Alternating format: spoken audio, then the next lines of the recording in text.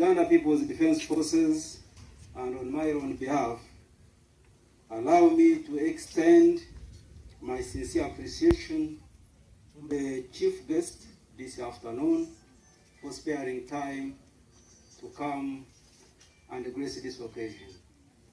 But most importantly, we appreciate the good relationship between your government and our government.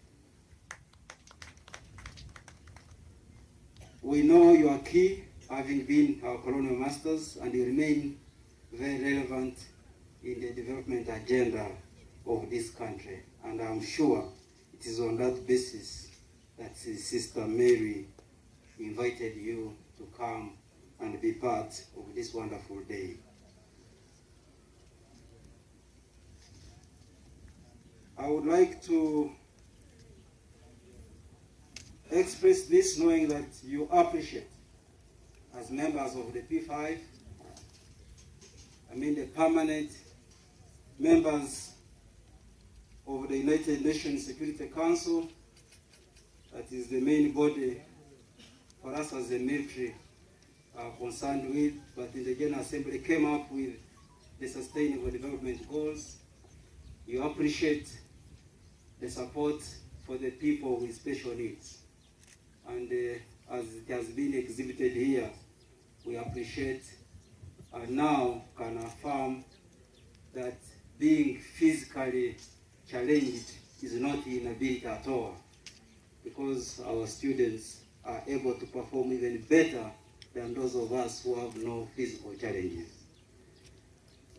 On this note, please allow me also to thank the leadership of the school. From the stories, the speech, and what we have witnessed today, the school seemed to have lagged behind for a long time since its inception, from following the presidential initiative, and also thank the technical director, Mr. Chitoro, for having initiated the process of establishing this school. The leadership, looking at the time now, between 2018, when the machines were assembled, and I noticed that the team of our MCs have mentioned it, 4 years down the road, we've trained people and you have had people graduate and produce materials that some of us have benefited from the gifts today to go back with is a great achievement. And we know that she's not able to do that without the support of you, the teaching staff. Noting that physical challenge cannot define human beings differently, and introducing the dual curriculum is supporting government policy on skilling in Uganda. I know as a soldier, I'm not part of the policy, but I listen, and I know the president is struggling with our political leadership in ensuring that they pay people teachers who teach sciences and our scientists better, because without skilling that this school is providing, it will be very difficult for us to develop at the speed we want. So skilling is the best way to go. Teaching students from school to production can never be beaten by anything in this country or even in the world. Too much theory does not produce results. It produces ideas that continue to compete against each other without results. And that's the biggest challenge we have. So many people educated, they are not able to produce anything, and therefore they are always undermining what is coming up, and they continue discussing and nothing comes out. So we thank you so much, Sister Mary, for ensuring that we train and produce in the school before they even graduate. We are grateful.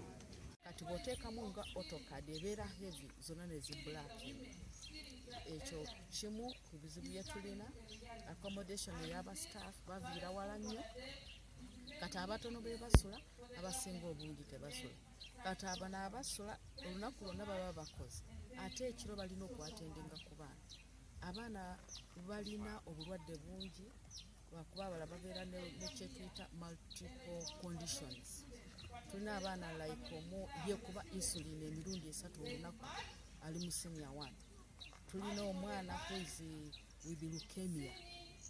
Tulina abaana kuwa sickle cells, those with epileptic and other conditions. They can collapse anytime. So now this few our staff abatono abasula babeera overburdened. So we really need more houses. Abasomesa bangi babeerenga basitenda ku compound. Okay. Thank you.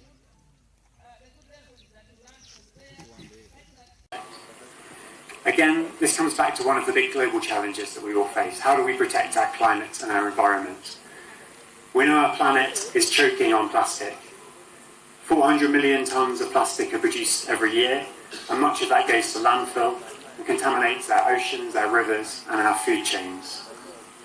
We need to tackle that. And so locking up some of that plastic here in the water tank that we can use is a really good contribution to that.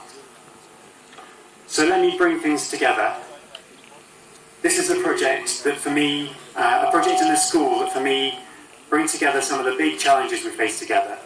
The need for better education, the importance of disability inclusion, the value of clean water and good sanitation, and the imperative to tackle plastic pollution and challenges. And it's a wonderful example, I think, of how we can do that, how we can work together across boundaries to achieve more than we can separately.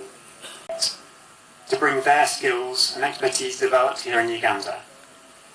Providing a benefit to a school like the Mbale School for Deaf, which is supporting children here in Mbale, children from across Uganda, children from even further afield. And that school supported by a local community, by local government, by national government, and by institutions like the UPDF as well.